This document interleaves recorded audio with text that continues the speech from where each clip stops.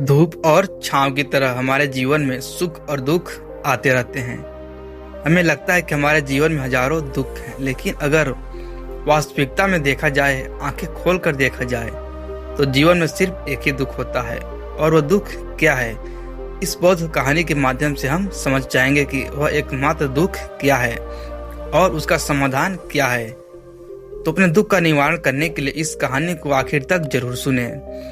इससे पहले कि आप इस कहानी में खो जाएं, इस चैनल को सब्सक्राइब जरूर कर लें। तो चलिए कहानी शुरू करते हैं। एक बार की बात है, एक शहर में गौरव नाम का एक लड़का रहता था। वो अपने जीवन से बहुत निराश था। उसकी निराशा का कारण यह था कि वह अब तक अपने जीवन में कुछ नहीं कर रहा था। उसके माता पिता उसे ताने मारते थे कि तुम्हारे सारे दोस्त कुछ कर रहे हैं, लेकिन तुम अभी घर बैठे हो। दोस्तों के बीच भी अक्सर उसका मजाक उड़ाया जाता है। जब वह कहीं जाता था तो लोग उससे पूछते थे कि तुम क्या कर रहे हो। उसे यह बताने बहुत शर्म आ रही थी कि वह कुछ नहीं कर रहा है। धीरे धीरे उसने रिश्तेदारों से मिलना और लोगों से मिलना कम कर दिया। वह ज्यादातर समय घर में ही रहता है। वह अकेला रोता है और भगवान को कोसता है और अपनी किस्मत को दोष देता है। अब उसे अपना जीवन बोझ लगने लगा। कभी कभी वह सोचता है कि जब वह कुछ करने के लायक नहीं है तो उसके जीवित रहने का क्या फायदा, उसे मर जाना चाहिए। एक दिन वो अपने कस्बे की एक गली से गुजर रहा था। तभी उसने देखा कि एक उपदेशक दुख पर उपदेश दे रहा है। वह भी उसी भीड़ में सबसे पीछे बैठा और गुरु के प्रवचन सुनने लगा। उपदेशक कह रहे थे कि दुख एक शिक्षक के समान है, जो हमें जीवन की सच्चाई दिखाता है और जीने का सही तरीका सिखाता है। आप चाहे तो अपने गुरु से जीवन जीने की सीख भी इसी रूप में ले सकते हैं, और तुम चाहो तो उसी गम में डूबकर बैठकर रो रहे हो। गौरव भी ये सब बातें ध्यान से सुन रहा था, लेकिन उन्हें गुरु की ये बातें पसंद नहीं आई। उसने खड़े होकर कहा कि कुछ भी सिखाने से दुख दूर नहीं होता, दर्द ही होता है। दुख की पीड़ा अनंत होती है। ऐसा लगता है कि इसके बाद कुछ होने वाला नहीं, कुछ मिलता नहीं। मौत भी उसके सामने छोटी लगती है। उपदेशक ने कहा, फिर तुम्हारा दुख क्या है? गौरव ने उसके सामने अपनी सारी व्यथा सुनाई और पूछा, क्या मेरे दुख का कोई उपाय है तुम्हारे पास? यह सुनकर शिक्षक मुस्कुराए और कहा कि तुम मेरे पास उस दिन आना जब तुम्हारे जीवन में वास्तविक पीड़ा होगी। मैं तुम्हारी समस्या का समाधान अवश्य करूंगा। यह कहकर गुरु वहां से चले गए। गौरव ने सोचा, कहीं मेरा दुख सच तो नहीं? क्या मैं जिस दर्द से गुजर रहा हूं वह नकली है? मेरा दुख कोई नहीं समझ सकता। जब माँ बाप नहीं समझेंगे तो गुरु क्या समझेंगे? अपने दुखों से व्यथित होकर गौरव ने फैसला किया कि वह कुछ करेगा। उसने एक छोटा सा व्यवसाय शुरू किया, लेकिन उसे सफलता नहीं मिल रही थी। लेकिन उसके परिवार के लोग पूछते हैं कि क्या वह कुछ कोशिश कर रहा है, और अपने व्यवसाय में लगा रहा और धीरे धीरे उसे सफलता मिलने लगी। फिर उसने रफ्तार पकड़ी और महज 3 साल में ही एक बड़ा बिजनेसमैन बन गया। अब गौरव के आसपास कई ऐसे लोग थे जो उसकी देखभाल करते थे, उससे प्यार करते थे और उसके काम की प्रशंसा करते थे। अब तो उसके घर वाले भी उसकी तारीफ करते नहीं थकते थे। दिन ब दिन उसके मित्रों की संख्या बढ़ती जा रही थी। अब वो अपने जीवन से बहुत खुश था। उसके कुछ दोस्तों ने उसे सलाह दी कि जब तुम एक बड़ा व्यापारी बनकर इतने खुश हो तो सोचो तुम्हें कितनी खुशी होगी अगर तुम इस शहर और इस राज्य के सबसे बड़े व्यापारी बन जाओगे। कितने लोग आपसे जुड़ना चाहेंगे, आपकी कितनी शोहरत है, और खुद बादशाह भी आपसे दोस्ती करना चाहेगा और जरूरत पड़ने पर आपसे ही से पैसे उधार लेंगे। दोस्तों की यह बात गौरव के दिमाग में घुस गई। अब वो और पैसे कमाने की कोशिश करने लगा, लेकिन उसे यह सब बहुत जल्दी चाहिए था। वह इन चीजों को पाने में अपना ज्यादा समय बर्बाद नहीं करना चाहता था, इसलिए उसने ऐसे काम करना शुरू कर दिया जो सही नहीं थे। उसने अपने दोस्तों से बड़ी मात्रा में पैसा उधार लेना शुरू कर दिया और अधिक मुनाफा कमाने के लालच में उसने मिलावट करना शुरू कर दिया। उसने अन्य व्यापारियों के खिलाफ भी साजिश रची और उन्हें डराया। वह वही करता था जो उसके दोस्त कहते थे। वह इन तरीकों से अधिक पैसा कमा रहा था, लेकिन गौरव के जीवन में शांति नहीं थी। उसके मन की शांति गायब हो गई थी और वह रात को सो नहीं सका। वह होड़ में रहता था। सुख सब कुछ पाकर भी उसे किसी बात में सुख नहीं मिल रहा था। एक दिन गौरव अपनी गाड़ी में कहीं जा रहा था तो रास्ते में उसे उपदेशक का आश्रम दिखाई दिया और वह रुक गया और गुरु के पास गया और कहा कि संत, आपने मुझसे कहा था कि जब मेरे जीवन में सच्चा दुख आए तो मेरे पास आना। अब मैं बहुत दुखी हूँ, मेरी रातों की नींद उड़ गई है, मुझे कहीं भी शांति नहीं मिल रही है। इस तरह गौरव ने संत को अपनी सारी समस्याएं बताई। गुरु ने कहा कि जब आप पहली बार मुझसे मिले थे तब भी आप कुछ दुख में थे, आपने क्या सीखा उस दर्द से? गौरव ने कहा कि मैंने सीखा कि सिर्फ सोचने और चिंता करने से कुछ नहीं होता, अपने सपने को साकार करने के लिए कार्य करना पड़ता है और केवल कर्म करने से कुछ नहीं होता, अपने कार्य को अंतिम चरण तक ले जाना भी आवश्यक है। रास्ते में कितनी ही मुश्किलें आ जाएं, मन कितना ही निराश हो जाए, कितना ही लगे कि अब कुछ होने वाला नहीं है, तभी तो यकीन मानिए कि मैं जो भी कर रहा हूँ उसमें अवश्य ही सफल होऊंगा। लोग सफल लोगों की ही इज्जत करते हैं, कोई कितना भी अच्छा क्यों न हो, वह हमेशा लोगों की नजर में बोझ ही होता है। यह सब सुनकर उपदेशक मुस्कुराया और कहा, यह वास्तविक दुख नहीं है। जब आपके जीवन में वास्तविक दुख होगा तो मेरे पास आओ, मैं इसे ठीक कर दूंगा। गौरव ने जाते समय ऋषि को सोने के सिक्कों से भरा एक बर्तन भेंट किया। गुरु ने घड़ा देखकर कहा कि मेरे किसी काम का नहीं है, उस पेड़ के नीचे गड्ढा खोद कर गाड़ दे। सबल ने मुनि के कहे के अनुसार घड़े को पेड़ के नीचे गाड़ दिया और वहां से चला गया। कुछ दिनों तक व्यापार अच्छा चलता रहा, लेकिन व्यापार के गलत तरीके के कारण धीरे धीरे उसे व्यापार में घाटा होने लगा। उसकी सारी दौलत धीरे धीरे खत्म होने लगी और एक दिन ऐसा भी आया जब उसके पास कुछ भी नहीं बचा और वह कर्ज के बोझ तले दब गया। लेकिन वह निश्चिंत था क्योंकि उसे अपना सारा कर्ज अपने दोस्तों से लिया था। ऐसा कुछ नहीं हुआ। बुरा वक्त आते ही दोस्तों ने सबसे पहले उससे कर्ज मांगना शुरू कर दिया। अगर उसने कर्ज नहीं लौटाया तो उन्होंने उसके सभी शुभचिंतकों और प्रियजनों को जान से मारने की धमकी भी दी। उसके दोस्त जो उसके साथ मौज मस्ती करते थे अब उसे दूर भाग रहे थे। उसका परिवार उसकी गलतियों और कमियों को गिनने के लगा। उसकी सारी संपत्ति नीलाम कर दी गई और उसके पास कुछ भी नहीं बचा। जब उसने अपने पिता से मदद मांगी तो पिता ने कहा कि मेरे पास केवल एक छोटी सी जायदाद है, तेरी माँ को कहाँ रखूं, तुझे दे दूं तो? यह जायदाद हमारी आखिरी सहारा है। गौरव में गहरी उदासी थी। उसके आसपास कोई नहीं था जो उसके दुख को समझ सके, जो उसे संभाल सके। दोस्तों की इस विश्वासघात के कारण वो अंदर ही अंदर टूट गया था। वह सोचने लगा कि अब जीने का क्या मतलब, अब मौत ही मेरा सहारा है।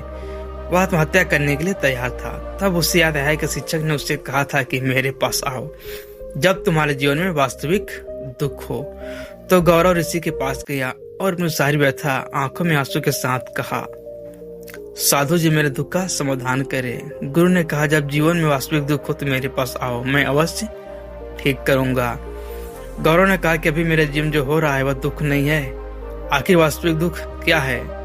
साधु ने गौरव से कहा, सबसे पहले आप मुझे बताओ कि आपने अपने कष्टों से क्या सीखा। गौरव ने कहा कि मैंने सीखा कि जो लोग हमारी सफलता और प्रगति के कारण हमारे जीवन में आए हैं वे निश्चित रूप से हमें धोखा देंगे, क्योंकि वे बुरे समय में हमारे साथ खड़े नहीं होंगे। वे केवल हमारा फायदा उठाएंगे अच्छे समय में और बुरे वक्त में हमारा साथ छोड़ देंगे। भरोसा सिर्फ उन लोगों पर करें जो हमारे बुरे वक्त में साथ देते हैं, लेकिन ऐसे लोग बहुत कम होते हैं। लेकिन जिनके पास होते हैं उन्हें कद्र करनी चाहिए, उनका अपमान नहीं करना चाहिए। मैंने यह भी सीखा कि कभी भी किसी के खिलाफ साजिश नहीं करनी चाहिए, अपना काम ईमानदारी और धैर्य से करना चाहिए और कभी भी लालची मत बनो। अपने सारे दुख दर्द और अनुभव सुनाने के बाद गौरव की आंखों में आंसू लिए ऋषि के सामने बैठ गया। कुछ देर बाद ऋषि उठे और पेड़ के नीचे गड्ढा खोदकर घड़ा निकाल लिया जो सोने के सिक्कों से भरा था। उसने गौरव को दे दिया और कहा कि मेरे पास आओ जब तुम्हारे जीवन में वास्तविक दुख हो। तो गौरव ने अपने शिक्षक का धन्यवाद किया, उन्हें प्रणाम किया और वहां से चला गया। एक छोटा व्यवसायी, उसने लगन और ईमानदारी से व्यापार किया। जल्द ही वो अपने शहर का एक बड़ा व्यापारी बन गया। उसका जीवन सुख सुविधाओं से भरा था, लेकिन कोई कितना भी अच्छा हो और कितने भी अच्छा दान करता हो, लोगों की मदद करता हो, लेकिन जीवन में दुख आता है तो गौरव के जीवन में भी दुख आते हैं। अपने माता पिता की मृत्यु के रूप में वे दोनों एक ही दिन मर गए। जब गौरव अपने माता पिता से बहुत प्यार करता था, इसलिए उसको उनकी मृत्यु से बहुत गहरा दुख पहुंचा और दोनों के शव को शमशान घाट ले गया, जहां उनका अंतिम संस्कार किया गया। वहां उसने अपने माता पिता का शव जलता हुआ देखा तो उसका मन अशांत हो गया और उसमें अनेक प्रश्न उठने लगे। वह घर वापस आ गया, इसलिए उसने अपने माता पिता के घर और संपत्ति को देखा जिसके लिए उसके हमेशा लड़ता था। उसके पिता ने जो कुछ कमाया वह छूट गया। एक दिन पहले तक उसका पिता अपनी संपत्ति के लिए किसी से भी लड़ जाता था, आज वे खुद इस दुनिया से चले गए। उसके दिमाग में ऐसे कई ख्यालों का बवंडर था। वह अंदर से अकेला और डरा हुआ महसूस कर रहा था। उसे खालीपन महसूस हो रहा था। उसे लग रहा था कि कुछ तो है जो वह समझ नहीं पा रहा है। इसलिए वह ऋषि के पास गया। उसे देखकर ऋषि ने कहा कि क्या जीवन में कोई दुख है? गौरव ने कहा, वैसे तो जिंदगी में कोई गम नहीं है मालिक, सब खुश है, सब ठीक चल रहा है, लेकिन आज मेरे माता पिता का देहांत हो गया है। मैं इस घटना से बेहद दुखी और परेशान हूँ। ऋषि ने कहा, इसमें उदास होने की क्या बात है? एक दिन तो सबको मरना है। ना कोई कभी जिया है और ना कभी जिएगा। एक दिन तुझे भी मरना, शायद तू कल ही मर जाएगा, नहीं तो आज भी मर सकते हो। गौरव ने कहा, क्या कह रहे हो मास्टर जी? मैं भी मरूंगा, लेकिन मैं भी जवान हूँ। गुरु ने कहा कि सब इस भ्रम में जी रहे हैं कि मौत दूसरों को ही आती है, बड़ों को आती है, लेकिन जवान बूढ़े से पहले मर जाते हैं, बच्चे मर जाते हैं। और वह चुपचाप चला गया, लेकिन उसका मन अभी भी अशांत था। वह खाली महसूस कर रहा था। वह सारा दिन अपने बारे में सोच रहा था कि वह कौन है, वह दुनिया में क्यों आया, क्या जीवन का लक्ष्य केवल चीजों को खाना और पीना है, मरना है? इस तरह के कई सवाल उसके मन में लगातार उठ रहे थे, लेकिन उसे अपने किसी भी सवाल का जवाब नहीं मिल रहा था और उसका दुख दिन ब दिन बढ़ता ही जा रहा था। तभी कुछ दिनों के बाद वह फिर से मास्टर के पास पहुंचा और बोला कि मास्टर जी, मैं बहुत दुखी हूँ क्योंकि मैं नहीं जान पा रहा हूँ कि मैं कौन हूँ और इस दुनिया में क्यों आया हूँ। यह सुन गुरु जी मुस्कुराए और बोले, आज पहली बार तुम्हारे जीवन में सच्चा दुख उत्पन्न हुआ है कि वास्तव में तुम दुखी कहलाने के पात्र हो। हम नहीं जानते कि हम कौन हैं, हम क्यों आए हैं, क्या करें, कैसे करें। गौरव ने अपने गुरु से कहा कि उसकी दुर्दशा दूर करें। शिक्षक ने कहा कि हम सभी जीवन भर मनुष्य संग्रह करते करते हैं। सभी मनुष्य जीवन भर धन, मान, परिवार, प्रतिष्ठा, मित्र, शत्रु आदि जमा करते रहते हैं। गुरु ने कहा, क्या हमारे साथ कुछ जाएगा? गौरव ने कहा, नहीं गुरु, कुछ नहीं जाएगा। इनके साथ कुछ नहीं गया। माँ बाप के साथ सब यहाँ छूट गया, घर बार जायदाद सब कुछ। गुरु ने कहा, अब मेरी बात ध्यान से सुनो। हम इकट्ठा नहीं करते जो इकट्ठा करना चाहिए। इस दुनिया में सामने बातें होती है, लेकिन हम उन्हें देखने की कोशिश नहीं करते। इस दुनिया में हमें जो कुछ भी इकट्ठा करना वह हम खुद हैं। हमें खुद को इकट्ठा करना है ताकि हम मरते समय एकजुट हो सकें और खुद को पहचानने में सक्षम हो सकें। हम अंदर से बटे हुए हैं। हम प्यार, नफरत, क्रोध, ईर्ष्या, क्रूरता, धन, पद, प्रतिष्ठा, सम्मान, पहचान, धर्म, जाति में सैकड़ों हजारों ऐसी चीजों और इच्छाओं में बटे हुए हैं। हम बटे हुए हैं और टुकड़ों में जीवन जी रहे हैं। इस विभाजन के कारण हमारी चेतना कभी एक नहीं हो सकती। हमारी चेतना शक्ति बिखरी हुई है, इसलिए हमारे पास इतना समय नहीं है, न इतनी ऊर्जा कि हम मुड़कर अपने भीतर झांक सके कि वास्तव में धन, सम्मान और सुविधाओं के भाव को लोग दुख समझते हैं और जीवन में जो दुख कहकर रोते रहते हैं और समाधान खोजने की कोशिश करते हैं, वे कभी भी अपना समाधान नहीं खोज पाते, क्योंकि लोग इसे उदासी कहते हैं। वह वास्तविक दुख नहीं है, यह सिर्फ एक आदमी की इच्छा है, उसकी इच्छा जो अपूर्णीय है। इसीलिए यहाँ ऐसे व्यक्ति को कभी भी ऐसे दुखों का समाधान नहीं मिला। इसलिए इन सबसे परे यदि आप अपने दुखों का अंतिम समाधान चाहते हैं तो पहले खुद को इकट्ठा करें, इस दुनिया से अपनी ऊर्जा वापस लें और इकट्ठा करें। खुद पर ध्यान केंद्रित करें। मौत से पहले खुद को जानें, बिखरे नहीं। सबल ने कहा, तो गुरु क्या हम इस दुनिया को छोड़ दें? अपनी सभी इच्छाओं को मार देना चाहिए, किसी से प्यार नहीं करना चाहिए, धन का संग्रह नहीं करना चाहिए, सम्मान की उम्मीद छोड़ देनी चाहिए। गुरु ने कहा कि बिखरे हुए आदमी से भावनाएं, इच्छाएं, सभी इच्छाओं को मार देना चाहिए, किसी से प्यार नहीं करना चाहिए, धन का संग्रह नहीं करना चाहिए, सम्मान की उम्मीद छोड़ देनी चाहिए। शिक्षक ने कहा कि बिखरे हुए आदमी से भावनाएं और इच्छाएं निकलती हैं, जैसे पहाड़ से गिरता पत्थर जिस पर देखने के सिवा पहाड़ का कोई वश न हो। परेशान होना और कुछ खोना, उसी प्रकार बिखरे मनुष्य की इच्छाएं बेकार और पीड़ादायक होती हैं। उसका उच्छृंखल अकल, मन, इच्छा और कल्पना करता चला जाता है और यह दुख देता है। लेकिन जब एक व्यक्ति एकत्र हो जाता है तो वह जो कुछ भी करता है वह उसके नियंत्रण में होता है, तो उसकी मर्जी से इच्छाएं भी निकलती हैं। गौरव ने कहा कि आपने मेरे सच्चे दुख का समाधान कर दिया, बहुत बहुत धन्यवाद। अब से मैं अपने आप को समेटने की कोशिश करूंगा। शिक्षक ने कहा कि मानव शरीर में बहुत ऊर्जा और शक्ति है, लेकिन यह बेकार के कामों में बटा हुआ है, बेकार की चीजों में लगा हुआ है। यह एक बच्चे के हाथ में एक बहुत शक्तिशाली मशीन की तरह है और वो अपनी शक्ति को बिना सोचे समझे और बिना किसी नियंत्रण के बर्बाद कर रहा है। इसलिए अपनी चेतना की शक्ति पर ध्यान केंद्रित करें और इसे इकट्ठा करें।